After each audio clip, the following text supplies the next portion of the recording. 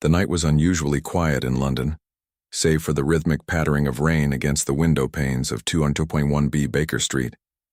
The streets outside were shrouded in a soft mist, the glow of gas lamps casting faint halos of light across the wet cobblestones. Inside, the faint crackle of the fire seemed almost in conversation with the silence. Sherlock Holmes sat in his worn armchair, a half-empty glass of brandy on the table beside him, his fingers gently stroking his chin as he stared into the flames. His mind was far from the comfort of the hearth. It was, as usual, consumed with thoughts of his latest case. Holmes had always been a man of extraordinary intellect, but it was the puzzles that truly occupied his thoughts. They were his purpose, his obsession. It was only when he had a case, a challenge, something to unravel, that he truly came alive. The world outside, with its mundane concerns, had always felt far removed from him. But tonight, something felt different. As he sat there, lost in thought, he couldn't shake the sense that something was about to change. The sound of footsteps outside his door snapped him back to reality. He glanced toward the door, his sharp eyes narrowing. It was late. Late for a visitor. Still, his instincts told him it was important. There was a tap, a gentle rapping on the door. Holmes rose from his chair with a quiet grace, his keen mind already racing through possibilities. He had been expecting nothing, yet a sudden intuition told him that tonight would be different. He opened the door to find no one standing there. Just as he was about to step back, a small black envelope slid swiftly under the door. It landed with a soft thud on the worn rug at his feet. Holmes leaned down, his curiosity piqued. The envelope was unlike any he had seen before. Its edges were perfectly cut, and the paper itself was thick, almost luxurious to the touch. The seal on the envelope, a deep crimson wax, was marked with an unfamiliar emblem. The design was abstract, a swirling spiral of lines that resembled nothing he had encountered in his extensive study of symbols. Holmes felt the familiar rush of excitement. The mundane had been set aside, replaced by the allure of the unknown. Without hesitation, he tore the envelope open, his hand steady despite the unexpectedness of the moment. Inside, there was a single, folded sheet of paper. He unfolded it, with precision, his eyes scanning the elegant script. The message was brief, but it struck a chord deep within him. "The game has begun, Holmes. Prepare yourself for what's to come. The world's smartest criminal has arrived." For a moment, Holmes stood still, reading the words again. His mind churned. The world's smartest criminal. The phrase wasn't just a challenge. It was a direct confrontation. Whoever had sent this message had done so with the clear intention of goading him, of making a claim not only to superior intelligence but to the idea that Holmes himself might be outmatched. Holmes felt a spark of irritation, not because of the message itself, but because it had been designed to draw him in, to challenge his pride, to provoke a response. The message had achieved its goal. Holmes placed the letter down on the table, his fingers still lightly resting on the paper. His sharp eyes narrowed as his mind began to process the possibilities. A new adversary had arrived, someone whose intellect rivaled his own. The idea both intrigued and frustrated him. There was no question that he was the most brilliant mind in London, perhaps even the world, but this letter suggested otherwise. And that was not something Holmes could easily accept. The challenge wasn't merely personal, it was intellectual, a battle of wits that promised to be unlike any Holmes had ever faced before. As the minutes passed, he paced the length of the room, his hands clasped behind his back. Watson had not yet returned from his evening stroll, and Holmes would have to face this alone for the time being. His mind worked in rapid bursts, each thought jumping to the next as he tried to piece together the identity of the sender. Who could it be? Someone from his past, perhaps? A long-lost rival from his days at university? Or was it someone entirely new? Someone who had carefully studied Holmes's methods and intended to outwit him at his own game? The possibilities were endless, and that was the crux of the puzzle. Holmes knew that the sender was someone who had prepared for this moment, someone who had thought long and hard about how to provoke the detective. The thought of being outwitted, of being made to look foolish, was a concept Holmes could not abide. His pacing slowed as he stopped in front of his desk, his fingers idly drumming against the wood. There had to be more to the letter, something hidden beneath the surface, something subtle. Holmes had learned long ago that even the smallest detail could make all the difference. His eyes fell on the emblem that sealed the letter. The spiral, he thought, turning the image over in his mind. The design seemed simple enough, but something about it felt deliberate, like a key to a code he had yet to crack. His attention shifted to the writing itself. The elegant script, though neat and precise, felt too clean. No mistakes, no imprecise strokes of the pen. It was almost as if the writer had spent hours perfecting the letter, ensuring that every curve and line was flawless. That kind of dedication could only come from someone with an obsessive nature, someone who relished in the fine details. It was a small clue, but one that Holmes knew he would have to investigate further. His mind was already turning over theories, his brilliant intellect working tirelessly to connect the dots. Just then, the door to the flat opened, and Dr. John Watson entered, his usual friendly smile quickly fading as he saw the expression on Holmes's face. "Holmes, what's wrong?" Watson asked, his voice full of concern. Holmes didn't answer immediately. He simply gestured toward the letter on the desk. Watson walked over and picked it up, his brows furrowing as he read the message aloud. "The world's smartest criminal?" Watson repeated, his voice tinged with disbelief. "Holmes, what is this?" Holmes turned toward his friend, his sharp eyes gleaming. "It's a challenge, Watson. And it's not just any challenge. It's a direct provocation. Someone out there thinks they can outsmart me." Watson looked at Holmes, his expression serious now. "And you plan to take this up, don't you?" Holmes gave a slight nod, his mind already plotting the next steps. "Of course, this is no ordinary case. Whoever this criminal is, they've taken the time to understand me, to predict my actions. They've studied me." "You'll catch them, Holmes," Watson said, his voice full of faith, though a trace of uncertainty lingered in his eyes. "But this seems different. The kind of game they're playing, it could be dangerous." Holmes glanced at Watson, a slight smile forming at the corner of his lips. "Danger is an inevitable part of the game, Watson. But it is also what makes it thrilling. And when the game ends, I will be the one who wins." With that, Sherlock Holmes turned back to the letter, his thoughts already racing ahead, plotting his next move. He had been challenged, and he would meet this challenge head-on. It was no longer just a matter of solving a case. It was a matter of proving once and for all who the smartest mind truly was. The stage was set, and Holmes was ready for whatever this new adversary could throw at him.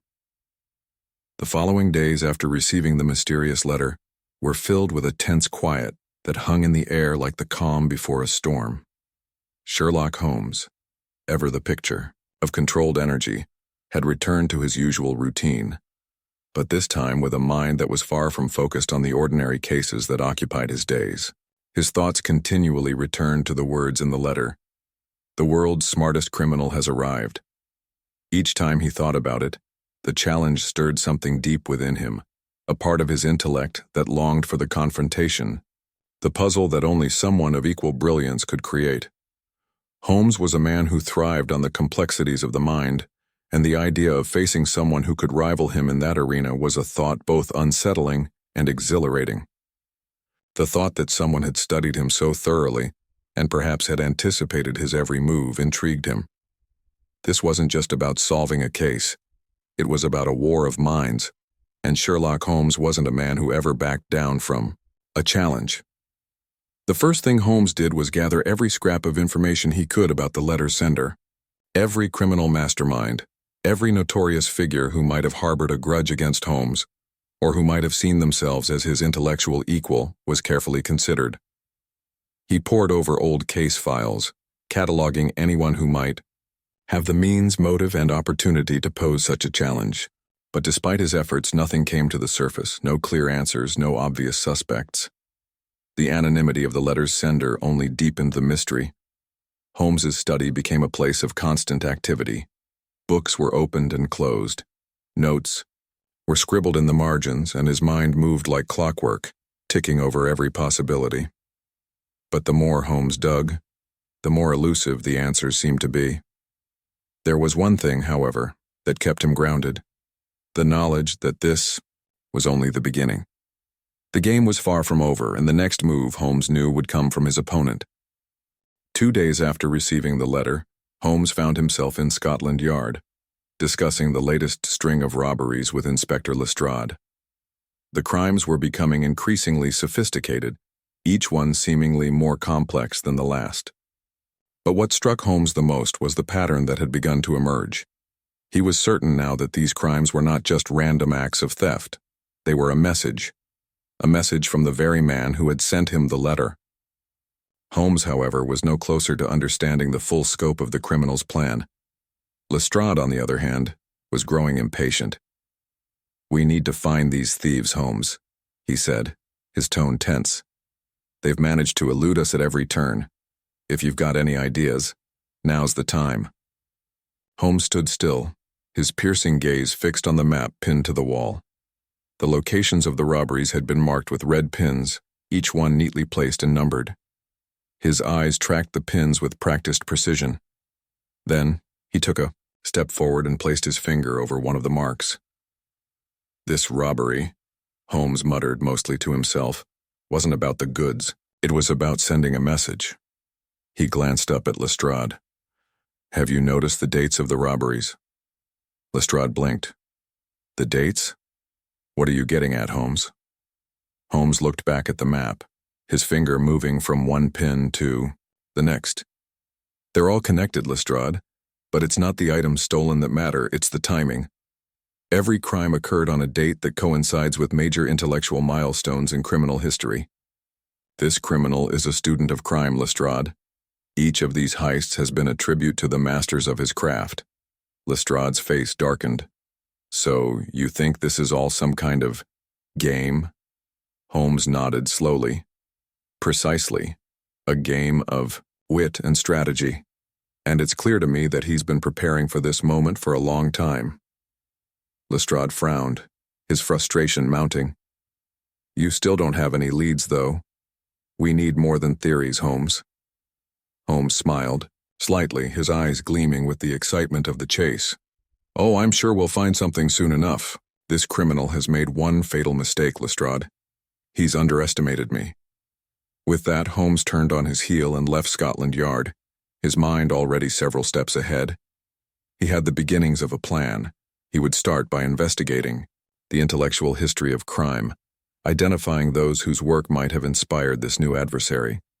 Every detail, every movement in the criminal world was important. Holmes knew that this was not going to be an ordinary case. This was a battle of wits unlike any he had faced before. Meanwhile, across town in a small, dimly lit room, Victor Graves was watching Holmes's every move. He had been following the detective's investigation with great interest, his sharp eyes tracking Holmes's progress from the shadows. It amused him to no end how the great Sherlock Holmes could be so close, yet so far from the truth. Graves knew that the detective would come to the right conclusions eventually, but not without a few more hurdles. Graves was a man of extraordinary intellect, and he had meticulously planned every move of this game. Every crime, every clue, every detail had been orchestrated to keep Holmes on edge. Graves had studied Holmes for years, and now it was time for the detective to prove that he was worthy of the challenge. But Graves wasn't just a criminal mastermind. He was a manipulator. He knew how to bend people to his will, how to make them see only what he wanted them to see.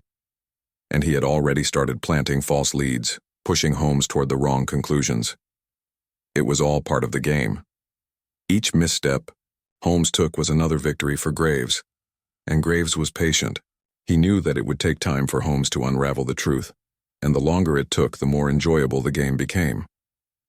As Holmes spent the following days digging into the intellectual history of crime, he began to uncover a pattern that was more intricate than he had first realized. The crimes were not just tributes to past criminals. They were clues, each one leading Holmes deeper into the labyrinth of Graves's mind. The robberies were designed to force Holmes to think in ways he never had before, to challenge his very perception of crime. Holmes's obsession with the case grew.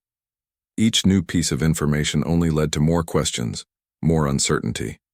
He could feel the weight of the challenge pressing down on him, but he refused to relent. He was Sherlock Holmes after all, the man who had never been defeated, the man who saw through every riddle, every enigma. But as the days wore on, Holmes began to realize something. Graves wasn't just trying to outsmart him, he was trying to break him. With this realization came a new sense of determination. Holmes would not be broken. He would solve this case not just to win the game, but to prove that no one, not even the world's smartest criminal, could best him. Holmes spent hours in his study, the fire crackling softly in the background as he pored over notes and books. He traced the pattern of the robberies, connected the dots between each crime, and slowly began to form a picture of Graves's plan. It wasn't just about the thefts, it was about control, about forcing Holmes into a corner where his only option was to play the game according to Graves's rules. Finally, after days of relentless investigation, Holmes reached a breakthrough. He had discovered the location of the next robbery, an auction house that dealt in rare artifacts. Holmes knew that Graves's ultimate plan would come to a head there. It was the perfect setup, a place where the world's richest and most influential individuals would gather, making it the ideal place for a criminal mastermind like Graves to make his final move. Holmes's mind was ablaze with the thought of the confrontation to come. This was it, the final act of their intellectual duel. It would be here, in the midst of wealth and power, that Sherlock Holmes would face Victor Graves one last time. And in that moment, Holmes knew that the only thing that mattered was outsmarting the criminal who had dared to challenge him. Holmes stood from his desk, his eyes glinting with determination. The game was about to reach its climax, and he was ready to make his move. The air was thick with tension as Sherlock Holmes stood in the shadows of the grand auction house, his eyes scanning the room with a razor-sharp focus. The dimly lit hall was filled with the murmurs of the city's elite, wealthy collectors, influential aristocrats, and powerful businessmen, all gathered in anticipation of the evening's event. The walls, lined with priceless works of art and rare artifacts, gleamed under the soft glow of crystal chandeliers. The room was a masterpiece of opulence, a place where the rich could indulge in their desires. But to Holmes, it felt like a gilded cage, a perfect setting for the final act of his intellectual duel with Victor Graves. Holmes had followed the trail of clues left by Graves with unrelenting determination. Each robbery, each piece of the puzzle had led him here, to this moment. He had known that this was where Graves would make his final move, but what he had not anticipated was the sheer scale of the criminal mastermind's plan. It was not just a heist. It was a statement, a grand performance designed to draw Holmes into the spotlight. And as Holmes stood there, his mind already working through the possibilities, he realized that the final confrontation would not be as simple as outwitting his opponent. This time the stakes were higher, the game more complex. Holmes's hand subtly brushed the pocket of his coat, where his trusted revolver rested. He was prepared, but the thought of using violence to resolve the situation made his stomach churn. He preferred intellect over force, strategy over confrontation. Yet he knew that this would not be an ordinary case of deduction. Victor Graves had planned every detail meticulously, and the closer Holmes got to the truth, the more dangerous the game became. As the auctioneer took the stage, the crowd hushed, their attention drawn to the man in the center of the room. He raised his gavel, ready to begin the bidding. Holmes stood near the back of the room, his eyes darting from one figure to another, scanning for any signs of movement that might indicate the criminal's presence. There was no sign of Graves yet, but Holmes knew he was here. Graves was always nearby, watching, waiting for the right moment to make his move. The auctioneer's voice rose as he introduced the first item on the docket, a rare, centuries-old painting by a famous European artist. The bidding began, but Holmes's focus was elsewhere. His eyes flicked over the faces in the crowd, searching for any sign of the man he had been tracking for days. His mind churned, piecing together the final elements of the puzzle. Graves had used the robberies to set the stage for this moment, and now he was about to make his final play. But what was it? What was the endgame? Holmes felt a slight shift. In the air. A subtle change, almost imperceptible, but it was enough to catch his attention. His eyes snapped to the far corner of the room, where a shadowy figure had just entered. The man moved with a certain fluidity, a grace that suggested he was not here by accident. Holmes's heart skipped a beat as he recognized the figure. It was Graves. Victor Graves stood tall, dressed in a black suit that blended seamlessly with the crowd. His face was obscured by a mask, a symbol of his anonymity, his desire to remain a shadow in the midst of this public spectacle. But Holmes knew it was him. There was no mistaking the calculated movements, the calm demeanor. It was as if Graves had orchestrated this entire evening for his own amusement, toying with the people around him as if they were mere pieces on a chessboard. Holmes's eyes narrowed as he watched Graves take a seat in the back of the room, his gaze sweeping the crowd with practiced indifference. Graves was waiting for something, but what? The auction continued, but Holmes's attention was fully fixed on his opponent. He knew that Graves had prepared for every possible outcome, but Holmes had something that Graves did not, the ability to think several moves ahead. And that, Holmes believed, would be the key to winning this game.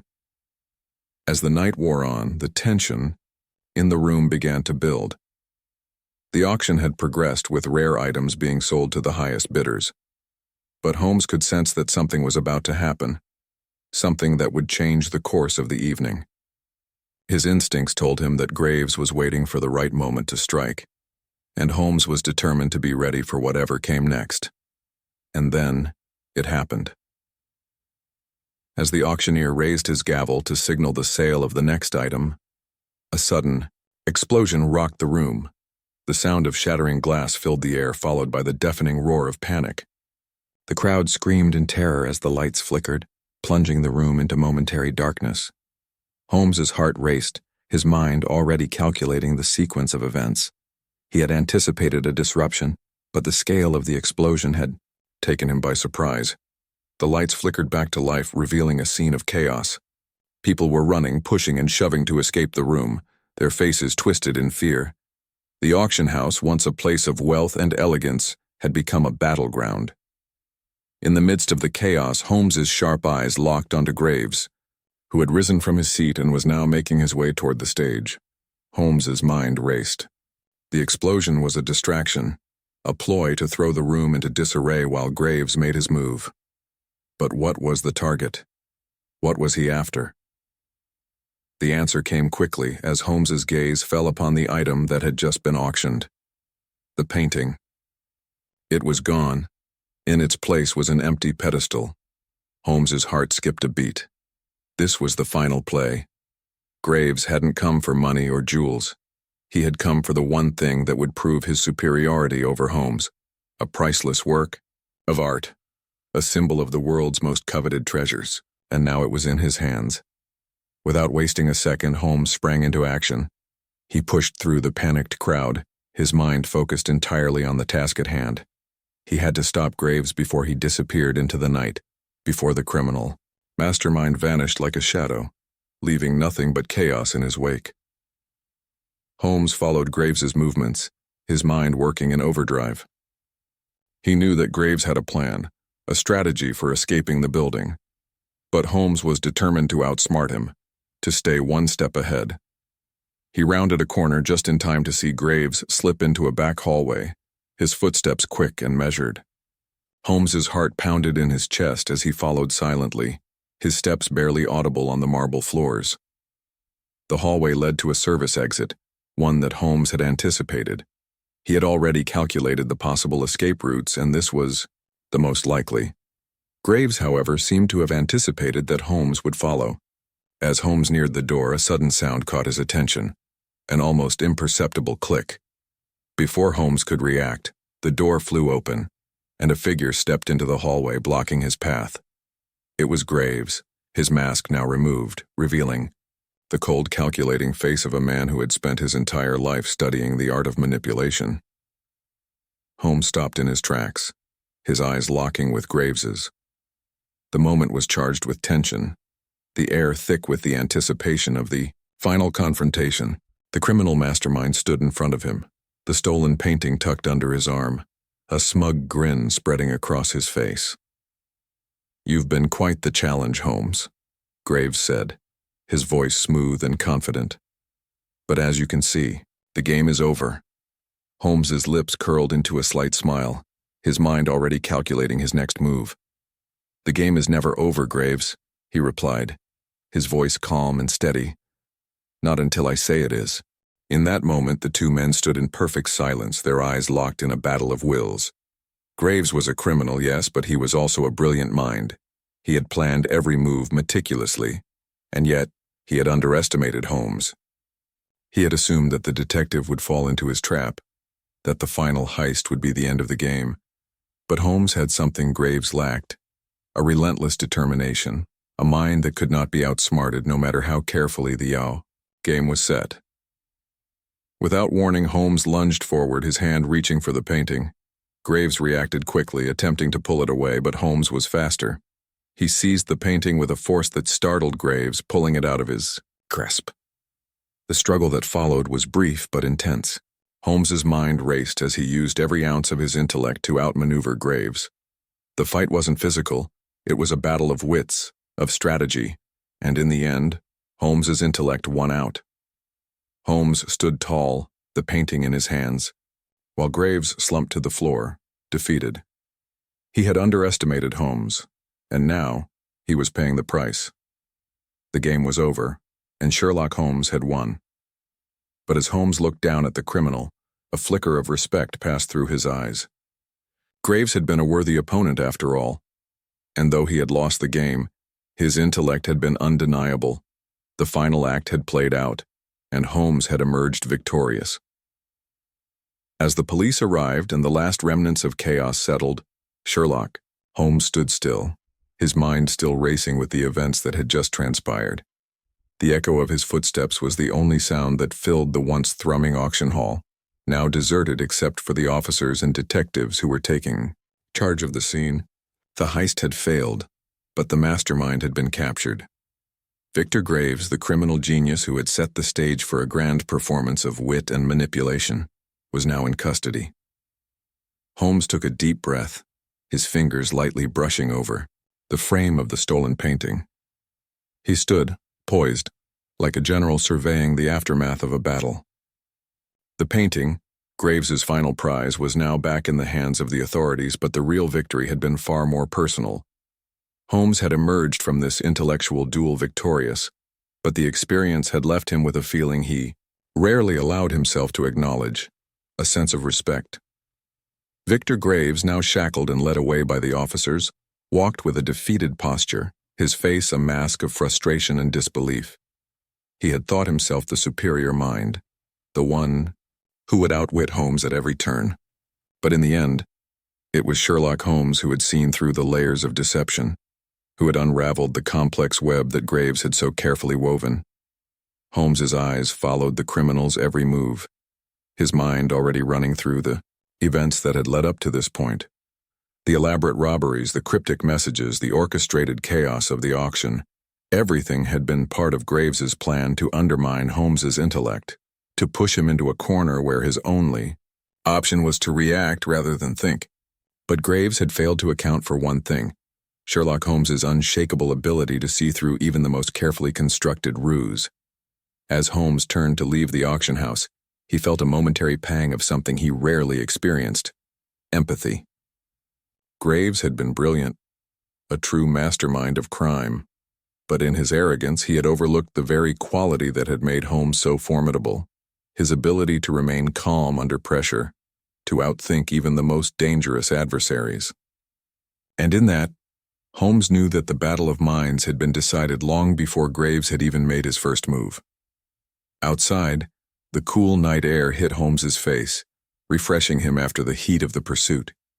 He stood for a moment, looking up, at the stars, lost in thought. The game had been played and the stakes had been high, but in the end, Holmes had emerged victorious, and the criminal mastermind lay defeated at his feet. It was not the first time Holmes had faced a challenge of this magnitude, and it certainly wouldn't be the last. But this particular case had tested him in ways that no other had. Graves had been different.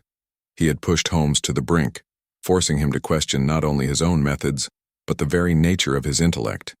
For a brief moment, Holmes had wondered if he had underestimated his opponent, if Graves's intellect might in fact surpass his own. But as he stood there in the stillness of the night, Holmes knew that such thoughts were folly. There was no one who could outthink him. No one. Holmes smiled, a faint curl to his lips. Indeed he was. But brilliance can sometimes be its own downfall. Graves relied too much on his intellect, and not enough on his ability to adapt. He thought he could outsmart me at every turn. But he underestimated one thing, my ability to see the game for what it truly was. Watson raised an eyebrow, intrigued. And what exactly was the game, Holmes? The game, Holmes replied, his eyes distant as he spoke, was never about the painting, Watson. It was never about the heists or the robberies. It was about proving something. Graves wanted to prove that he could be the smartest man in the room. He wanted to make me doubt myself, to push me into a corner where I would be forced to react rather than think. But in the end, it was his own ego that led to his downfall. He played the game as if it were just a battle of wits, but he forgot that sometimes it's not about outsmarting your opponent. It's about understanding the game itself. Watson nodded thoughtfully. You're saying that Graves's intellect blinded him to the bigger picture? Exactly, Holmes said, leaning forward slightly. He was so focused on the moves he thought I would make that he forgot to anticipate the unexpected. He relied too heavily on his own brilliance, thinking that it would carry him through. But I saw through his plan, Watson. I saw the flaws in his reasoning, and that's what ultimately led to his defeat. For a moment, the two men sat in silence, the weight of the case still lingering in the air. Holmes's mind, however, was already moving on to the next puzzle, the next challenge that would surely present itself. There was no time for rest. The world was full of mysteries waiting to be unraveled, and Holmes was the only one capable of solving them. Just as Holmes was about to rise from his chair, there was a knock at the door. Watson glanced up, surprised. Who could that be at this hour? Holmes, ever the picture of composure, stood and made his way to the door. He opened it to find Inspector Lestrade standing in the doorway, a grim expression on his face. I thought you'd want to know, Lestrade said, his voice low. We've discovered something interesting about Graves's background. It seems there's more to his story than we originally thought. Holmes raised an eyebrow. Go on. Lestrade stepped inside, his eyes scanning the room before he continued. Graves didn't just get lucky with his heists. He had help. It turns out he's been working with a network of other criminals pulling the strings from the shadows. We don't know who they are yet, but we're getting closer. Holmes's interest piqued. So the game isn't over after all. Lestrade nodded grimly.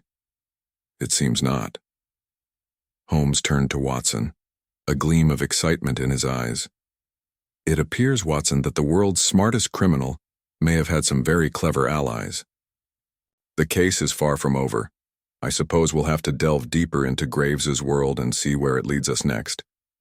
Watson smiled. I should have known. You're never one to settle for a simple victory.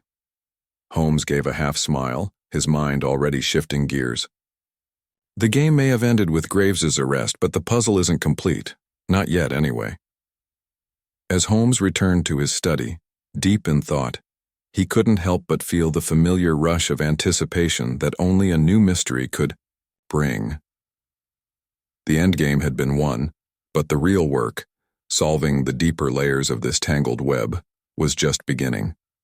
The battle of minds was far from over, and Sherlock Holmes was ready for the next move.